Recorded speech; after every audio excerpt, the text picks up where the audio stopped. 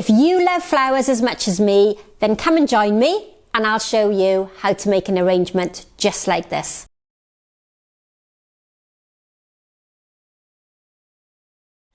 Hello everybody and welcome back. Now my name is Sharon Dower and today we're going to look at an L-shape arrangement. I'm calling this the Look Again series because we are looking again at that Back to Basics series that we looked at the very start of my YouTube journey. Now today we're going to do an L shape and that progresses on really well from the design that we did last week, the one that was in the blue jug that I call a line or a horizontal arrangement. Now you might be asking what is an L shape, and it does say in the name it's an arrangement that is shaped like an L, and it progresses from that straight vertical line that we created last week off to one side, and it doesn't matter which way you go, but you create that very characteristic L outline to the arrangement. Now the L shape is not to be mistaken with the asymmetrical triangle, because that is a design that we call a massed flower arrangement, and by massed I mean there is a lot more flowers in it. A line arrangement is much more simple, has less material in it, and isn't overfilled and too cluttered. Now I quite often refer to them as bookends because they do have that very characteristic shape of two bookends that you would find on your bookshelf.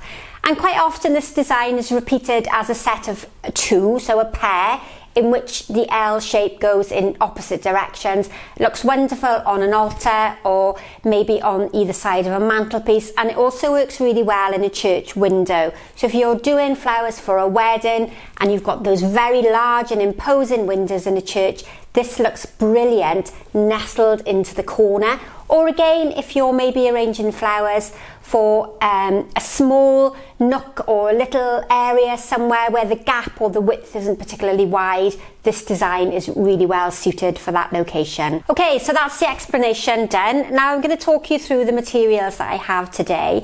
And I've got a new container. This one has come from Country Baskets, and if you're in the UK, that you might be familiar with a wholesaler called Country Basket.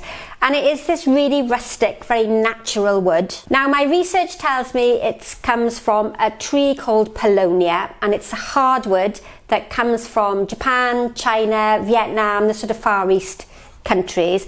And it is a wood that's used a lot for crates and boxes and storage containers. And it has this wonderful grey tone to it. It also has the grey metal strapping across the top and the middle section. But you can also see that some parts of the wood are much darker.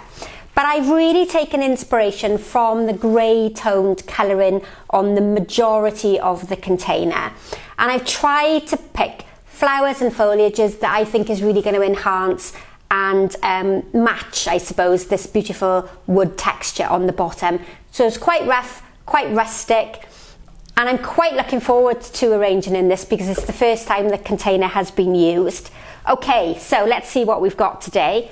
Now I've tried to pick some grey toned foliages, so we've gone with rosemary that you might have in the garden. So I've got several stems of that, and I tried to pick the ones that were quite straight. Then to give me a different shape in the leaf, so we got some contrast in texture and shape, I've got some sage. And again, if you can't get hold of either of these materials, that's anything that's tall and thin, Pittosporum, ruscus, you might have privet, or it could just be some thin, tall branches. And then try and choose something to go with it that contrasts in shape. If you can't get hold of grey coloured foliage, that's fine, just use whatever you can get hold of. And then to give me some visual weight and to emphasise the focal point, I've also got this lovely flat ivy leaf. So again, if I compare it to the other textures, it's very different. So if we think about the two types of grey foliages, they're both very fussy. And then the flat leaf of the ivy gives me a much bolder, dominant section that's really going to calm and rest the arrangement and give me a strong focal point. So as a backup, just in case I don't have quite enough foliage to make the design, I've got some florist leather leaf. This is a really useful foliage to have, but it's probably more exclusive to a florist shop. That's going to come in handy if I need to fill in any gaps. But again, just choose whatever you've got from the garden and make use of whatever's available to you. Now my flower content, I'm going to go with the lilac sort of coloured chrysanthemum bloom. That really blends in quite nicely with my jumper. That might cause a bit of a problem when we're filming. So that's the chrysanthemum bloom.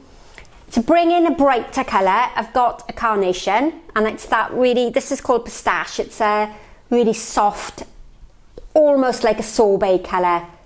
Really, really attractive. I love that one. And I've got some spray carnations as well, so a smaller flower type. So we've got two larger heads and then the spray carnation. Now we try to use the proportions. We work in the rule of threes with traditional flower arranging. So the top part of my arrangement is always twice the height of my container. So this would be 1/3, and then the top section would be twice the height of my container. That would give me my 2/3. So we would have an arrangement that is nicely balanced, it is pleasing to the eye, and the container itself is the less dominant part of the arrangement. But if we look at our chrysanthemum blooms, and these are supermarket chrysanthemum blooms, so again I've tried to use flowers that are easily available. You'll see that there is no way am I going to get that chrysanthemum bloom to be twice the height of my container. So that's why I decided to introduce the green carnation, because these were a little bit taller. And what I've also done to extend that height taller again, and if you go back and look at the line arrangement that I did last week in the blue container, and I'll link it in the cards just above here. If you go back and look at that one, I felt it was too short. So I added in that piece of pussy willow at the end to just extend the height above and make it more proportionally balanced. And I'm going to do the same with this arrangement. Now I've chosen some lichenized branches. I thought they were quite spring-like as well, and for me that gives a really beautiful colour link between my top materials and my container on the bottom. There is a little bit of green, a yellowy green in it, and I did contemplate changing my colour combination to yellow, but again that was another really good link between the lime green. So the lime green colour of my carnations picks up really well on the limey green colours of the lichen on my branches. So we have a few of those, and they've just been foraged for. Again, it's no specific flower material that I've ordered in. It's something that I've just stopped at the side of the road for and picked on my way down. And I've also got, should I need it, the pussy willow again. Those lovely straight, what we refer to as a linear flower. Again, the grey colouring picks up really well on my colour, on the colour of my container. So I have that link between the top and the bottom, which is rhythm and repetition, one of our principles and elements of design. And my original choice before I found the lichen branches, was the twisted, this is probably hazel, so twisted hazel or contorted hazel. And again, still a really nice colour combination with the container, but instead of giving me that straight movement with the eye, the line is more relaxed and again creates movement throughout the design. So this one is a relaxed line.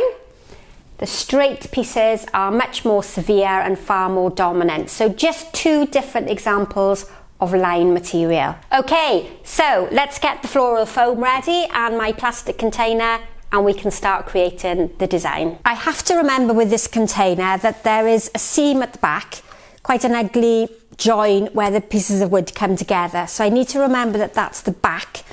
And what I've done for my mechanics is I've decided to use a plastic tray and I've glued it onto the top of the container. So I've used hot glue, and I thought that in the long run, if I'm using this arrangement over and over and over again, it would be far easier if I had a plastic base already attached to the container.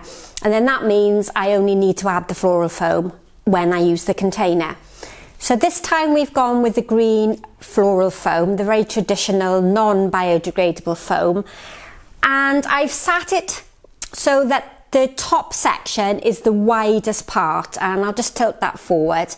And I've done that because I have lots of quite thick material going into the foam.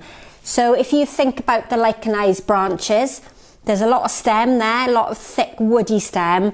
And if I had the foam on its side, then I would be quite limited to how many materials I can get into the top section. And you might also notice that the tape that is holding my floral foam into position is off to one side. And that's because when I do the triangle, my materials are going to come down and across ways. So I need to leave free the area where I'm bringing down that focal line. So if you're left-handed, you might want to consider putting your tape on the opposite side. Right, now I have brought the camera back so that you're missing the bottom section of the container, but in order for you to be able to see the height, we need to have as much room as possible. Right, okay, so my natural way to make an L shape is to go to my right. But if you're left-handed, you might find it more natural to go the opposite way. And the principles are exactly the same. And sometimes we have to push ourselves outside of our comfort zone and we have to work in the opposite direction. So if I was doing a matching pair of these, going to my right, or going to my left rather, I would find quite difficult. But, you know, it's nice to challenge ourselves from time to time. Now I'm going to start with my lichenized branch, gorgeous colouring and textures. And what I've already done there is I've taken some of the bark off the bottom. So rather than having the circular shape of the stem, which can spin and rotate in the foam, I've just taken a little bit of an angle off the base and it sits more firmly into my floral foam. Now if we think about our branch being roughly once and twice the height of the container, this is going to give me a good start to my design. Now we might be a little bit off camera, but you can see the design at the end fully from top to bottom. Otherwise the camera is going to be so far away you're not going to see anything at all. And you'll see that I'm starting to the left hand side. So I'm going to bring that L down and across. What we don't want to do is to start in the middle. It's an unbalanced design, so we need to go slightly off center. And if you read any theoretical information about the L shape, it will tell you to bring your side placement out the same length as your height. I sometimes find that too long on this side, so I'm going to go a bit shorter than that. And because I'm in a raised container, and this is the reason that I've called this series of videos Look Again, is because when I've done it in the past, it was flat on the table, and it's easier to do an L shape when it's flat on the table than it is to do it in a raised container. And that's a little bit to do with balance, and it's also to do with achieving that shape without having any trailing materials or any materials that are angled downwards. Okay, so if I compare this to the top section, it's probably about maybe 2/3 of the height, and I'm going to use that as my side width. But what I don't want to do is to angle it downwards, because then I lose that L shape. So it's going to come out from the side section of my foam. I'm roughly in the middle there of my floral foam, and it's coming out so that I create that very characteristic L shape before I start. Straight up and straight across. We're not worrying about angling things down or filling them out at the side. We are trying to create that replication of the L letter. So quite severe, up and to the left. And once that main sort of position is in place, I'm going to add in some more of the shorter branches with the lichens attached to it, and I'm going to bring some towards the back. This will help draw my eye through and give me some visual weight. And I'm just going to add a small little piece, so it's only short, roughly about the size of my scissors there, and that's going to come towards the front, and that's going to give me my width. So this here is my width And in a minute, I will echo that at the back. And what you will see that I've done is if we bring this line down here, my width is directly under this section here. It's not in the middle like when we do a triangle. It's off to the one side. And this side is going to stay quite flat, almost like a right angle there on the side. Right, okay, so let's get a little bit more material with the lichen on it. And what I'm trying to do now is to create what we call rhythm. So your eye is going to pick up the branches with the lichen on, and it's going to travel from one side through to the other.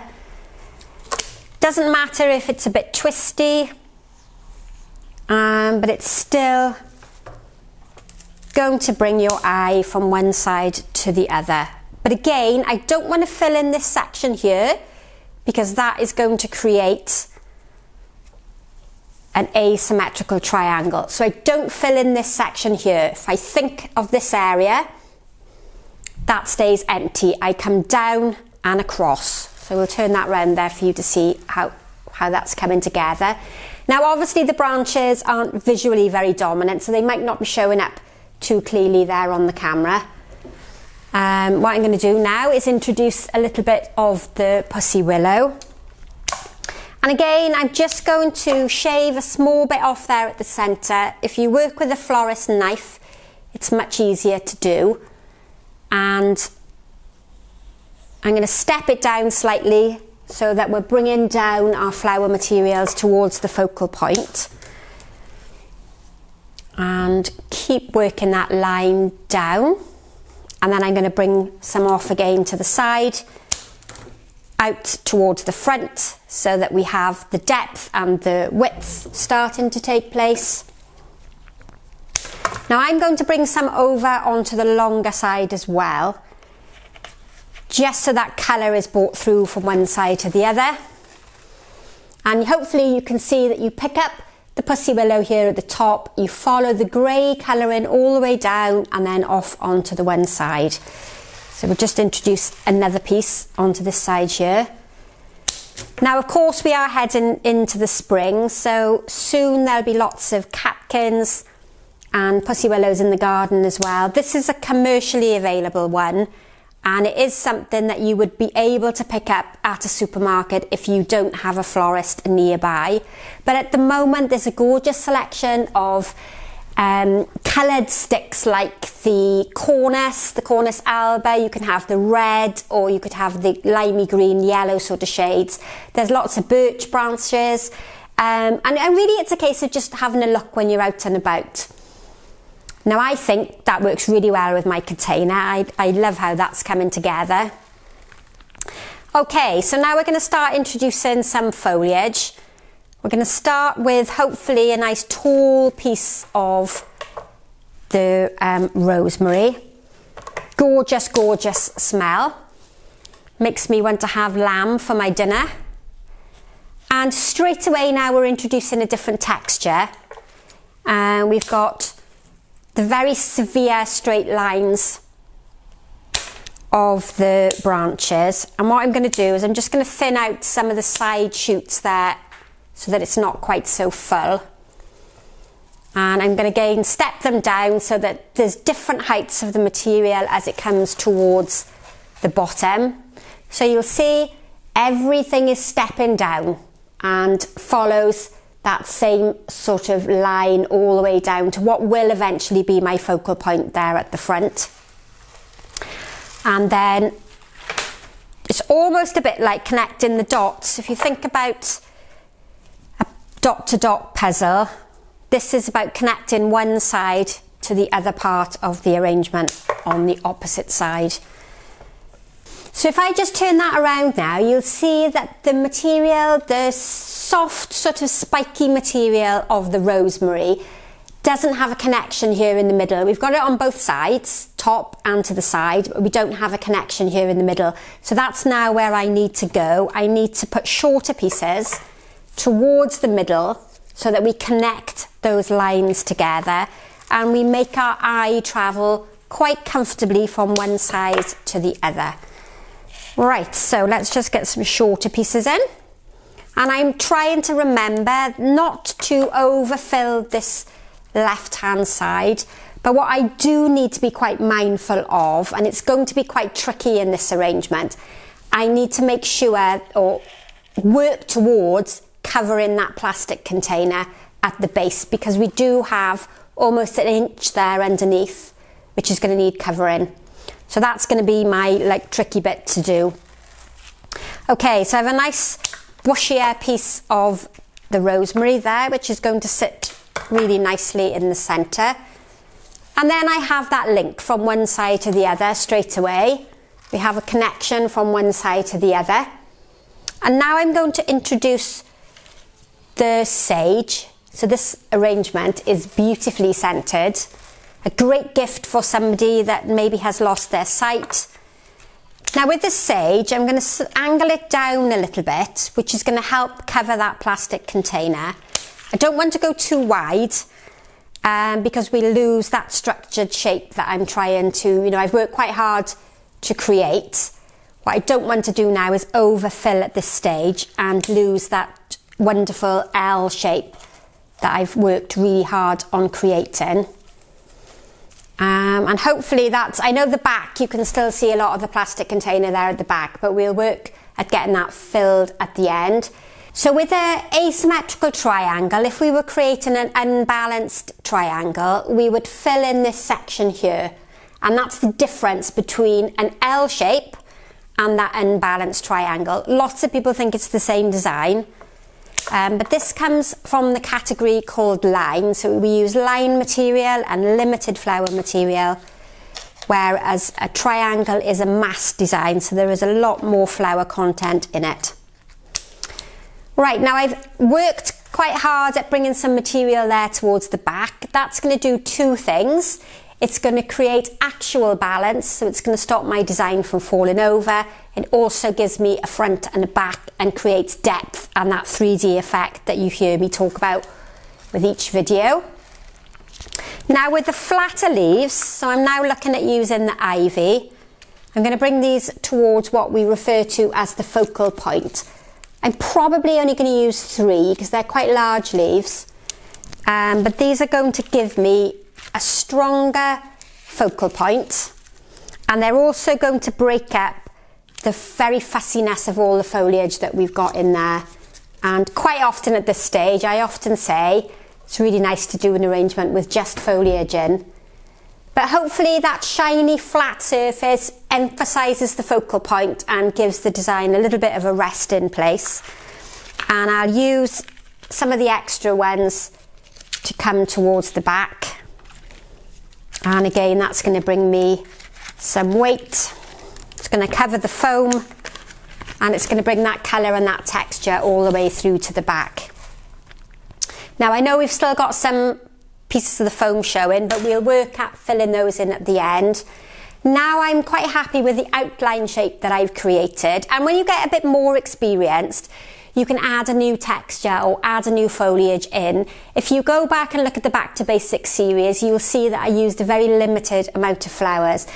Right, okay, so let's now start with our beautiful coloured carnations. Now possibly the carnation is something that you would have to maybe get in a florist shop. And I really introduced these because I couldn't get the height with the chrysanthemums from the supermarket. But you could of course just introduce another bunch of the large chrysanthemum blooms. Now what I'm going to do with these, just check how tall that chrysanthemum is. I'm going to bring down a staggered line, so just like we did with the Back to Basics series, and we did that bouncing staggered line down through the front. The lime green carnation is going to start the line, but what I need to remember is to leave a big enough gap in between to introduce those big blooms in as well. So I'm aiming not to put these too close together. Now we've got 3 in.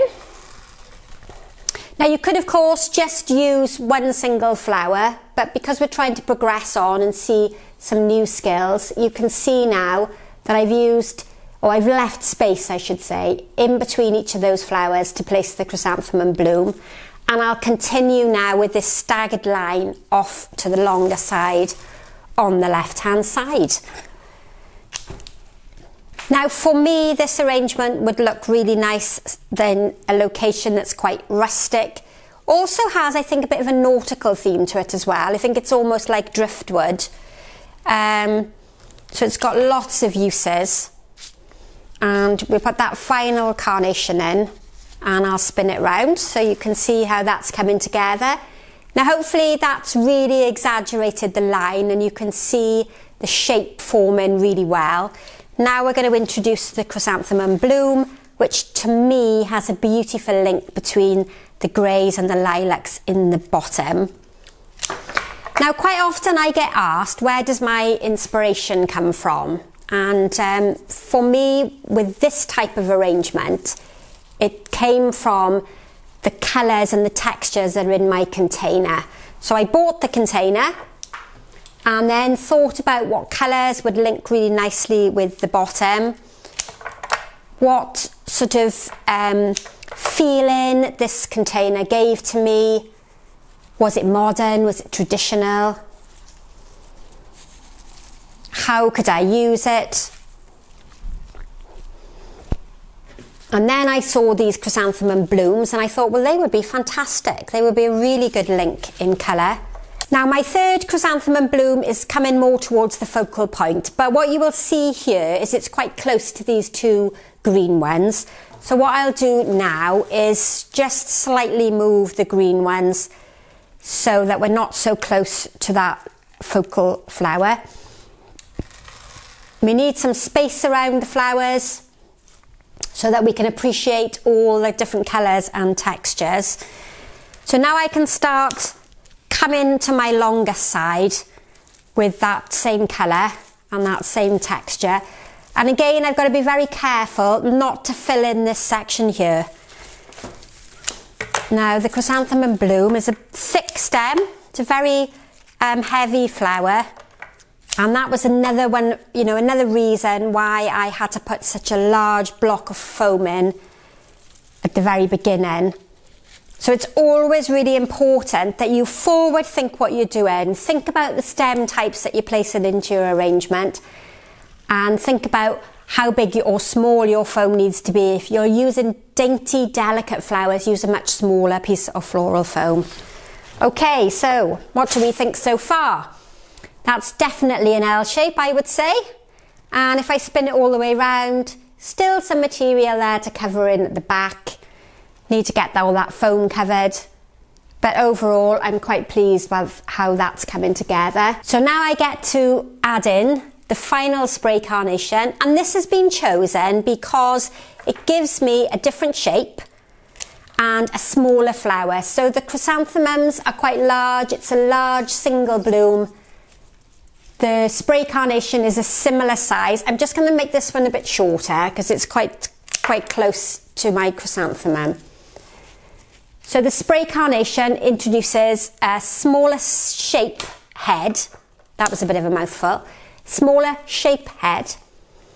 And it also gives me that gradation of flower types that I need to have. So we need to go from small flower types to larger types at the focal point. And the little buds of the spray carnations work really well to do that. And again, I'm trying to get the colour from the top and all the way through to the opposite side. And my foliage is the outline, so I'm trying not to put any flower material longer than the foliage. But you can see the colour peeking out there and it's travelling right to the end, and the same there towards the top. It's travelling up towards the top of my flower arrangement. And then what I'm going to do is just place a few pieces on the side so the colour again is all the way through. Now if you have a choice, use the larger of the flowers towards the focal point and the the smaller heads, the buds towards the outside edge. It's not always achievable, but it's something for you to work on. It makes the design far more visually pleasing and far more balanced. I've just got a few little buds there left, which I'm going to use towards the back. Again, helps to give me depth and that three-dimensional effect that we're trying to achieve. Just clear away a little bit of rubbish. Now, the majority of the front of my arrangement is complete, but you can see here where the floral foam is visible. I need to tuck in there and hide that. And you have to remember with floral foam, if you don't cover it and you leave large sections of the foam visible, it will lose its water much quicker. It will evaporate much quicker than if you have it completely covered with foliage. So that will be my aim before I photograph it at the end. If you're enjoying, please subscribe to the channel, hit that bell to be notified every time I upload a new video. We've introduced an interpretive style arranging on, hopefully it'll be uploaded on a Sunday. That's a very different style of flower arranging. And if you've got any questions or any comments, please put them in the box below, because I love to have feedback from you on whether you like the design or whether you prefer a completely different style. And I look forward to seeing you all again very soon. So bye for now.